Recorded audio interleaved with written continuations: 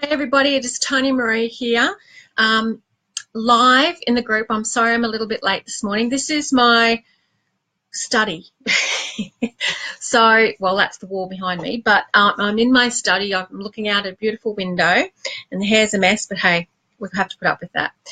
So welcome. I've decided to call this Monday session on TMTV Flawsome. What is Flawsome? Flawsome is flawed, but trying to be awesome.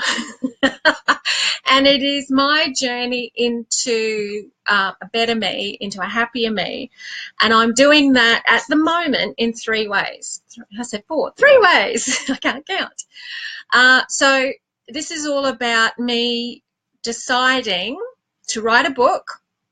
It's about me deciding that I wanted to get up on the Hay House Writers Workshop stage next year and say to everybody, you too can be a Hay House author.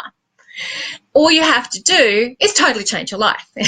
No, all you have to do is be yourself, okay? But here's the thing. I've been hiding from myself, okay? I'm a life coach and a psychic, and when it comes to the stuff that's in your head and your heart, I'm there. I'm so there. I've got it all figured out. Well, mostly. However, when it comes to what this outside looks like, okay, it doesn't reflect what's going on the inside. What's going on the inside, it looks pretty damn fabulous, but the outside doesn't mirror that at all. So I wanted to actually start to actually have my outside look like my insides, if that makes sense. The thing for me is that I have struggled with weight all of my life, and there are really good reasons for that, and a lot of it is in my head about, oh, well, you don't deserve this, you're not good enough, you need to protect yourself, so let's add on a few kilos and wear some armor. And I want to share this with everybody, because what I'm finding is that everyone who has a weight issue has something like that going on in their head. And if you remember from last week, I was talking about how I couldn't keep motivated, and I've decided motivation is a crock of shit. It's not about motivation at all, and my fringe is going crazy. It's actually more about who do you actually want to be. Now, I will admit this, my PT, she rang me almost straight away. Hi, Laura. Hi, Fran. Don't forget to share this around, guys. Laura's just reminded me. And you're very welcome to tune in anytime, Laura. So my PT rang me straight after my last session here, my last TMTV. And she said to me, I want to give you a big hug. That's the very first thing. You look so sad. You look so upset, so despondent. And I said, well, I am, because I've lost nothing on the scales. I'm doing all the right things, and I feel like an absolute failure, and I can't get motivated to go and do anything, not even walk the dogs, let alone do the exercise program that she's done up for me. And her exercise program is not, lifting 60-kilo weights. It's all about using your own body weight and for me, strengthening my knees, because I've got a knee that needs replacing. And I couldn't do it. It was really like pushing a big boulder of shit uphill.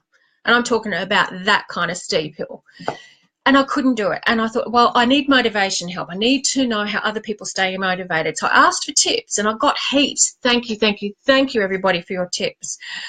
But as she said to me, that's just going to make you more scattered than you currently are, more frightened, because you've got so many ideas coming at you. You're going to be more frightened. You're going to be more stressed. You're going to try and find the magic cure, the magic pill, and it's not out there. What are you doing? You're setting yourself up for failure.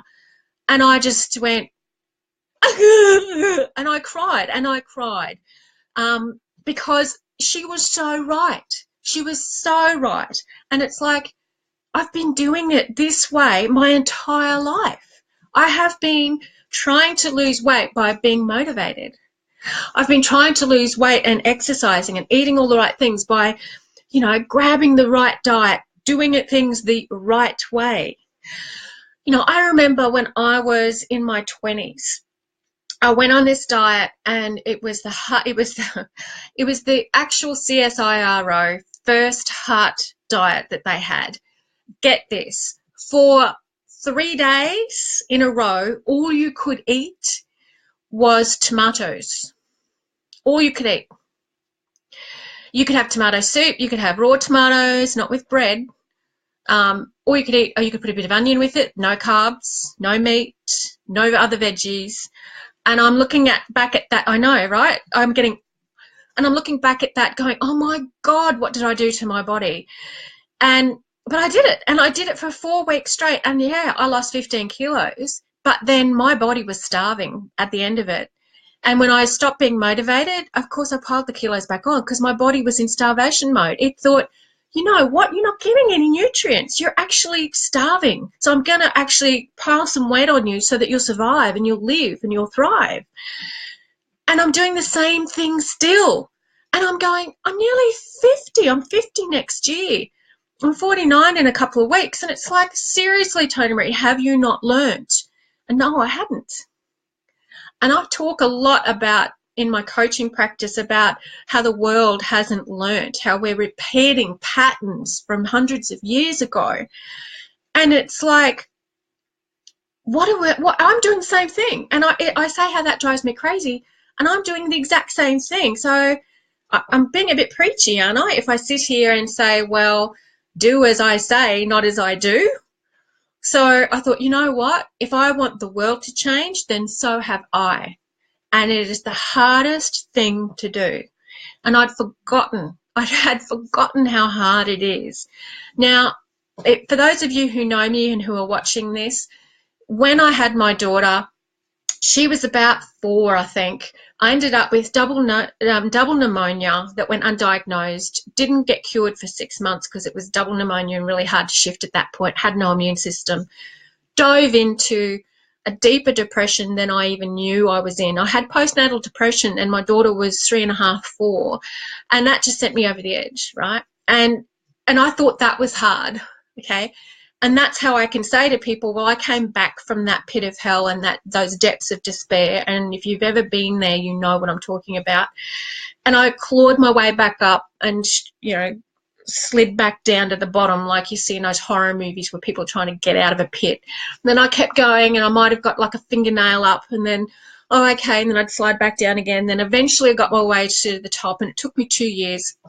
And then, but for some reason I thought, you know what, my weight, easy. I just decided to do it and it's fine. No. Duh, Toni-Maree, you know this shit. It's not. That is the first step, is deciding you want to change. And then you've actually got to find it within you. And this is the secret here, right? It is not about motivation. Motivation is full of shit. If you are if you're lifting a weight, then it's mind over body. If you want to do one more rep, it's not motivation. It's not motivation at all. It's all about, who do you want to be, and do you want to be that person more than you want to be who you are right now? Now, here's something that I actually did this week that I think is going to help everybody with this shit. This is what to do. So instead of being motivated to eat well, instead of being motivated to exercise, instead of being motivated to write your book, how about you do this? How about you all do it with me? I'm going to create mine this week, and I'm going to share it. And so come back to my page, my Facebook page this week, my personal page, and look for this. I'm doing an old-fashioned, been around for, gosh, 50 years probably now, dream board. But what I did with my personal trainer, and I have a personal trainer for those of you who don't know, she's a friend, because I cannot do this on my own. I've tried for 30 odd years to lose weight on my own, and I can't do it. And I wasn't brought up to ask for help. You know, I'm a Queenslander. Queenslanders don't ask for help. If you want to do something, if you're out in the bush and, you chop off your finger, wrap a bit of, bandage on, or a bit of shirt, dip it in some terps, and away you go. Or metho, off you go. It's fine, mate. I can't do that anymore. I knew that I couldn't do it like that when I went into that pit of hell, but for some reason it never clicked with me that my exercise and my diet are exactly the same. And so the struggles that I've had there are exactly the same. And I'm a trained coach, for God's sake. You'd think I'd know this stuff, but it's not about what we're trained to do. It's not about what we learn. It's about what we feel on the inside. It's about what we think and say to ourselves every moment of every day. And so I was saying to myself, this is all I'm worth. I'm only worth being a plus size girl. If I'm skinny, I'm not safe because I don't have this extra armor around me. I might have a nice jacket on, but that's not going to keep me safe. And this is a warm jacket. Thank you, Melbourne. But, you know, it's not, it was all about what's going on in here. So this is what I did with my friend Cherie. She sat me down on the weekend. She said, okay, Toni-Maree, let's do even more old-fashioned than a dream board. Let's do a pros and a cons, girl, right? So let's look at the pros and cons of where you are now. So we did that first. Lots of tears. Oh, my God, just huge guilt, huge. I can't believe that I think that I'm not worthwhile, that I'm not worth feeling and being the attractive woman that I want to be. I don't feel I deserve it, okay? And I had to admit that doing the cons and the pros, right? The pros, I could list them till the cows come home because I've been justifying myself till, you know, for 30 years. Oh, yeah, no, it's fine.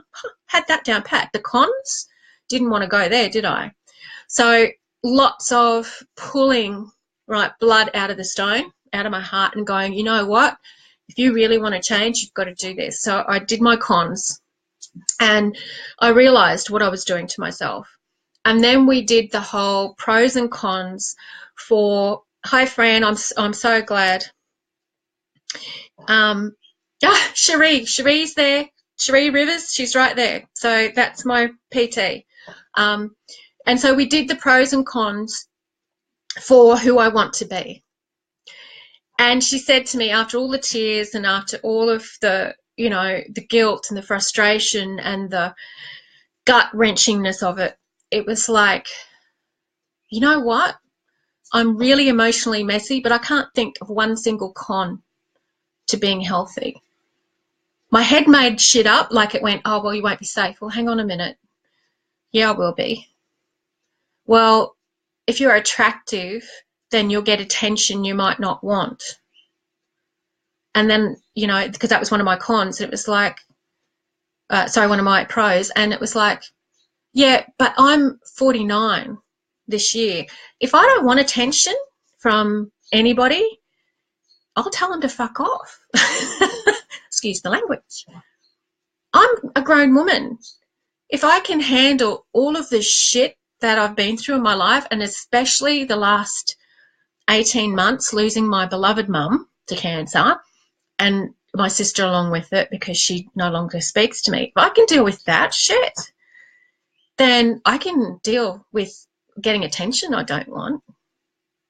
So stop kidding yourself. Stop kidding yourself, Toni-Maree. You're strong. You know you're stronger than you're allowing yourself to think you are. And then you should have seen the pros. Poor Cherie, she's writing this all down for me, right, because she's going to send it to me. And I'm going, oh, and I had this image in my head of who I wanted to be when I was 95 or 105. And I can tell you now, she's friggin' fantastic. She's wrinkled. She's got grey hair. She's not tiny, but she's healthy, okay? And so I don't want to be a stick figure. It's not me. I'm a curvy girl. I want to be curvy, but I want to be lusciously glorious. And hi, Rosalia. Truth is a journey. New shit always crops up. Absolutely it does. And the shit is coming. It has been coming. It's going to continue to come. This is the beginning for me of this journey of 12 months. There's a lot more. So come back next week, everybody. Don't forget to share this for other people. Where was I? Oh, yeah. So I have this image of this woman, and she is absolutely amazing. So Oh, I've got the most glorious outfit on. I am wearing heels, like small heels, right? Because at 95, how many people have got old relatives where they sit and do nothing, where they watch TV or maybe potter in the backyard and that's it. They never go out, do anything. They wear those shoes that are strapped to their feet because they're afraid of walking in a heel because they might topple over. I'll be buggered if that's going to be me. I'm going to have beautiful diamonds, tasteful jewelry, okay, in my ears, on my neck, on my wrist, because I love jewelry. I'm going to be able to go into any store I like in Melbourne or Sydney, and I'm talking about top-notch designer stores, and I'm going to be 80, and I'm going to walk in there and go, I'll have that, and I'm going to have that, and I'm going to have that to try on. Whether I can afford to buy it is beside the freaking point, but I'm going to try them on, and the sales assistant is coming up to me and she's going, oh, madam, you look so wonderful. Of course I do. Okay, well, thank you very much. And she's going to say, you have to try this on. This would be perfect for you. Have you thought about wearing this? And she's going to bring me other clothing. And then I'm going to say to her, you know what, I'm just having fun. I don't actually want to buy anything today. She's going, madam, you have to have this on the house because I'd like you to model for me. But I'm 80. Who has an 80-year-old model? Madam, you look so fabulous in our designer clothes. I want you to model for me. Are you free whenever? Of course, I'll say. And I feel like that is just, of course you do that, because that's who I am and that's who I've grown to be, and I can inspire others. So, and at that time I'll be able to say, I've done it, you can too. Whereas now I'm saying, don't do what I've been doing, learn from the shit that I've been putting myself through. These videos are going to be like, you're going to get tears, you're going to get honesty. It is going to be whatever's happening for me each week. So last week was a really rough week, right? I was so down on myself, and you know, Cherie said to me, you've got to be careful because, you know, you're actually recording this and it goes out to everybody. And she said, if you don't give people hope, then they're just going to not come. And I said, no. Yes, yes, she's right. But also I want this to be authentic. So there is no sugarcoating here. There is no pretending everything's fine. This is not, excuse me, Michelle Bridges, this is not the Michelle Bridges 12-week body challenge. This is the change that I'm going to implement in my life, and I'm accountable to all of you watching. So this is part of me not being brave, but allowing everybody out there who watches this to be my buddy and to help me with this journey. So I'd love your comments, your thoughts, your suggestions. Share this around, because if I find this works for me, and I'll share my failures as well as my successes, I'll share my low points as well as my highs. If I can help somebody else get well, because this is what this is all about, then that's just making my day, because that's who I am. I want to help as many people as possible. That's why I'm a holistic coach, and that's why I'm a psychic. And everyone says to me, you can't do both at the same time. Well, you know what? I am both at the same time. So you either come and work with me and you love me for who I am, or you go and find someone else, and that's perfectly fine. It's horses for courses, right person, and all the rest of it. But it's who I am, and I'm sharing this with the world. And, you know, if I get fame from this, well, that's an added bonus, but it's not what this is about. This is about helping as many people as I can, and this is about me doing it on Facebook. You'll find these videos on my YouTube channel as well, Toni-Maree Hannan, so you can watch them anytime if you can't find them in Facebook land. But I'm only doing it here on my personal page, nowhere else. And then I'm taking the recording and putting it on YouTube. Because this is a video diary, this is a journal, this is me being flawsome, this is me being a flawed human being and trying to change her life and be the awesome woman that I know I can be. I don't care if you're a guy watching this, because you're going to have the exact same struggles. And I know some men who have lost huge amounts of weight, and their struggle is no freaking difference. My best mate, who will go nameless, has just been diagnosed with type 2 diabetes, and he's in his early 50s. And he's a big guy. He's bigger than me. I only want to lose only, she says, 20 kilos. He's got to lose a lot more.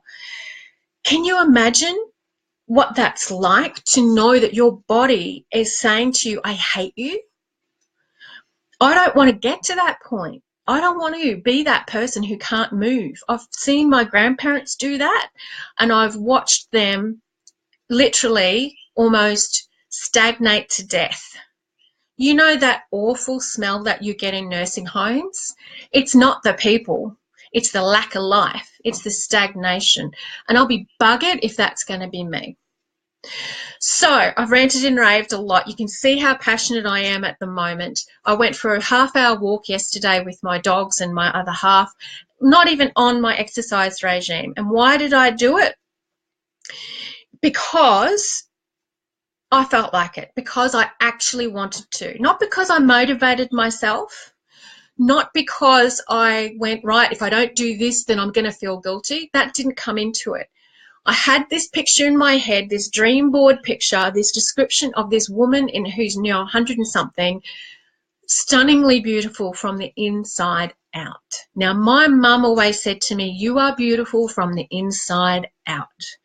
And she was 100% right. And we tell our kids that all the time. But I wasn't, it was like, say it, don't do it for yourself, Toni-Maree.